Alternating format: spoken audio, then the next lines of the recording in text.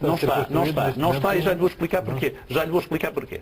Em segundo lugar, para as nossas mercadorias não é, porque Sines não é um ponto produtor. Sines, nós estamos a dar fachada atlântica aos espanhóis e os espanhóis invadiram-nos várias vezes por causa disso. Não estamos a conseguir absolutamente nada, porque ainda por cima o terminal que lá está é um terminal de Singapura, não é nosso, em que não pagam renda. E, por último, estamos a fazer uma grande asneira porque estamos a construir essa linha em bitola europeia, em bitola ibérica. Ora bem, para quem não percebe isto, é assim. Em toda a Europa tinha uma bitola diferente da espanhola e da portuguesa. Portugal, ao princípio, quando começou a construir a ferrovia, começou a fazer a mesma que os europeus. Só a Espanha tinha bitola ibérica. Em determinada altura, quando nós pensamos que tínhamos que intercomunicar com a Espanha, mudamos a nossa bitola e começamos a ter bitola ibérica e ficamos nós e os espanhóis presos à bitola ibérica. Só que os espanhóis, o resto praticamente, não é todos os países, a Rússia é uma exceção, mas basicamente foram todos para uma bitola diferente. E nós temos este problema ancestral que todos nós nos lembramos daqueles que andamos que fizemos os rail passes, que chegávamos a uma determinada altura e tínhamos que mudar. Ora bem, a mercadoria não pode mudar. A mercadoria não pode mudar. E, portanto, aquilo que nós precisávamos era de uma nova rede ferroviária que desde logo acalculasse este problema estrutural português. Nós precisamos exportar mais. Para exportarmos mais, precisamos chegar ao centro da Europa. Para isso, precisávamos de uma rede europeia em bitola europeia. Porquê? Porque os espanhóis, por muito que o Carlos diga que não. Espanha, não é? Que, aliás, não, mas os espanhóis estão a fazer. As novas infraestruturas que os espanhóis estão a fazer são em bitola europeia. E se não forem, não nos interessa. Vamos lá ver. É que nós aí também temos alguma coisa a dizer. Os espanhóis estão interessados nos nossos portos atlânticos, com certeza que estão. Mas então, nós teríamos que negociar. E, portanto, isto foi mal negociado com a Espanha. Relativamente aos passageiros, eu percebo esta ideia maravilhosa que o José Sócrates diz, todas as capitais europeias têm TGV, a gente também tem que ter isto. Para mim é uma conversa de chacha. Desculpem lá, pá, é novo riquismo. Nós aqui o que temos é assim, em termos de transportes passageiros, nós sabemos onde é que as pessoas vivem. As pessoas vivem na costa. E nós, idealmente, teríamos, em primeiro lugar, que resolver o problema do transporte dos nossos passageiros, onde nós vivemos. E nós vivemos na costa. E, portanto, eu sempre fui favorável à criação, e reconheço que a linha do Norte neste momento não tem capacidade, e acho que se devia analisar a possibilidade de construir uma nova linha que ligasse, se quiserem, Setúbal a La Corunha. Estou absolutamente de acordo com isso. Mas essa linha tem que ser uma linha construída também em bitola europeia, por razões óbvias. Porquê? Porque tem que permitir que também ali andem as nossas mercadorias. Não pode ser apenas para passageiros. E, aliás, o Carlos sabe muito bem que essa linha, feita a avaliação económica, essa linha é mais rentável. O problema é que nós estamos a começar isto ao contrário. Estamos a fazer a linha que, para mim, é a linha Nova Rica. Quer dizer assim, nós temos que chegar a Madrid. Ora, para Madrid, há muitos aviões que chegam lá a um preço muito mais barato do que chega à ferrovia. E, além disso, pelo meio não há densidade populacional. Por este percurso, entre Lisboa e Madrid, enfim, há Évora e há Badajoz, mas são cidades, com todo o respeito, que não têm dimensão crítica. E, portanto, nós estamos a meter, ou seja, aquilo que nós estamos a fazer é encavar, para mim, naquilo onde não devíamos encavar. Estamos a gastar tudo nisto. E agora já aparecem umas pessoas a dizer assim, então não se construa a nova linha do Norte. É só isto que eu penso. Manel, uma pergunta interessante que foi feita ao Carlos Fernandes, logo a abrir, que é, se alguém decidir parar isto tudo, pelo menos para já, o que é que nos acontece? Depois desses 27 economistas, muitos dizem... 28. 27 mais um Limoneiro.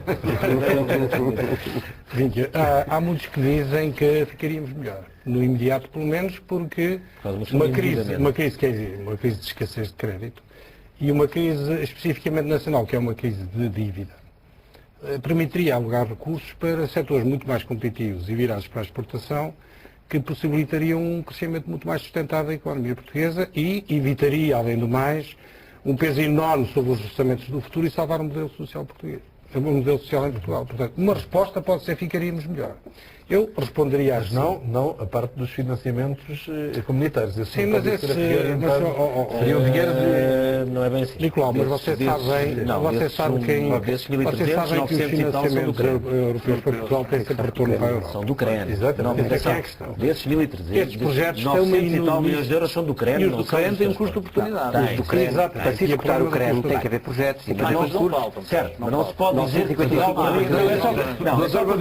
Não é verdade que sejam bons. Eu só estou a dizer que não é verdade. Não é verdade. É bom que esteja a provocar debate, estou a tocar em pontos sensíveis. Eu só estou a dizer que não é verdade. Se Portugal perdesse os 1.300 milhões de euros, desses 1.300 milhões, 900 e tal são do CREN. Podem ser alocados a outros projetos. Evidentemente. Perdem-se para este projeto, eventualmente acontece com isto o que acontece com o crédito. É possivelmente alocado com atividades que necessitam isso mais urgentemente. Potencialmente alocado. Além do mais, em termos de comboio de alta velocidade, Não há nada que dois países não possam negociar em Bruxelas. A França e a Espanha também cancelaram a ligação Espanha-França para já. E com certeza que não vão pedir os fundos que estavam alocados a essa ligação pelo País Basco. Portanto, a ligação O Ivasco. O Y. Também não se vai fazer. Ou seja, a nossa chamada ligação à Europa é uma ligação de Lisboa-Madrid e não passa de Madrid. Para já. Portanto, nós podíamos andar ao ritmo europeu. Mas e também os franceses não têm esse problema. Os franceses têm evitado. Mas, portanto, não, eu estou a tocar em pontos sensíveis e isto imediatamente motiva contraditório e discussão. Eu punha a questão de outra maneira. Eu acho que é difícil olhar para o século XXI, olhar para esse futuro e ver um futuro sem TGV, de alguma forma, ou melhor, TGV é a expressão provinciana portuguesa, o comboio de alta velocidade. Podíamos dizer AVE, que está muito mais próximo de nós, ou ICE, que é o que se nós olharmos para o mapa e virmos a nossa situação periférica, sem TGV ficamos um pouco mais periféricos. Mas ora bem, essa é a questão. Nós, portanto, podemos olhar e não ver um futuro sem TGV. Mas para termos um futuro com TGV é preciso primeiro termos futuro. E o que esses economistas nos vêm dizer é que os constrangimentos da hora presente não obrigam a que nós não pensemos estas coisas como se nada esteja a acontecer. E, portanto, vamos primeiro tratar de haver futuro. E o tempo que se conquista pode ser um tempo ganho, porque estas questões que o Rui está a pôr, e que do ponto de vista territorial muito mais outras se põem, ganham com alguma vantagem é que o país político que tem sido, que fala muito sobre isto, mas de facto tem sido arredado sobre estas discussões, como se de facto nós comentássemos tudo pós-facto, como se vivêssemos num país de despotismo esclarecido. E o sistema político é sempre chamado a um debate envenenado. Se põe qualquer coisa em questão, é porque é pelo atraso e não quer nada. Quer dizer, não há elasticidade nenhuma no debate. O debate está envenenado porque se pomos com alguma coisa em questão, atenção, que querem que fiquemos fora da Europa, não querem TGV, querem o atraso, querem vão novamente o orgulhosamente sós. Este debate é absolutamente envenenado e é preciso aproveitar este tempo e essa proposta que os economistas fazem, que é aproveitar este tempo de pausa para fazer uma reavaliação global e uma reavaliação projeto a projeto, é realmente uma proposta muito oportuna, porque evidentemente permite-nos encontrar as melhores soluções. E as melhores soluções nesta circunstância, porventura, não são exatamente aquelas. Mas deixe-me introduzir no debate também hoje a Manuel Alegria, que representa aqui as empresas construtoras de obras públicas, que obviamente têm um interesse direto nestes projetos. Como é que a Associação olha para esta situação e com esta pausa que agora foi, por escrúpulos democráticos, segundo o Primeiro-Ministro, relegada para depois das eleições uma decisão final? Eu antes de responder à sua pergunta, eu estava aqui a desmistificar uma questão, é que nós não temos nenhuma visão corporativa destas questões. Quer dizer, a Associação e os seus associados não estão aqui a pugnar o mercado pelo mercado ou questões desse género. Efetivamente, nós não temos essa visão e a questão do chamado lobby do botão acho que é um epíteto que não nos serve bem. Mas eu gostaria de levantar a questão pelo seguinte. Eu acho que, se me desculpam a minha ousadia, o que está por discutir neste país é o modelo de desenvolvimento que nós pretendemos. Eu acho que tudo mais que tem estado a ser discutido são instrumentos que, sem um plano de desenvolvimento perfeitamente bem estruturado, não têm consequência.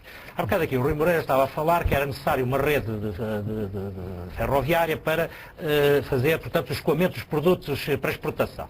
Eu pergunto, será que nós seremos um país exportador de bens e mercadorias? Não será que nós seremos um país exportador ou mobilizador de serviços? E sendo assim, pergunto eu, não será necessário uma rede de acessibilidades dentro do país? Porque não vamos captar turistas se não houver acessibilidades, se não houver um sistema de saúde a funcionar, se não houver uma atividade económica que seja compatível com essa procura externa. O Sr. Engenheiro acha que nós não temos neste momento uma boa rede de acessibilidades ao país?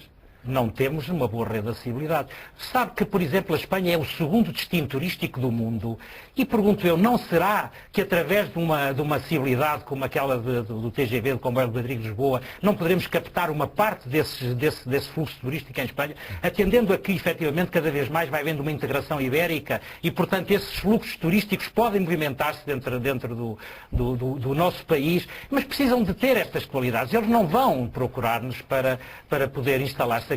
Ora, e sem esta noção, a questão dos portos. A questão dos portos é uma questão fundamental.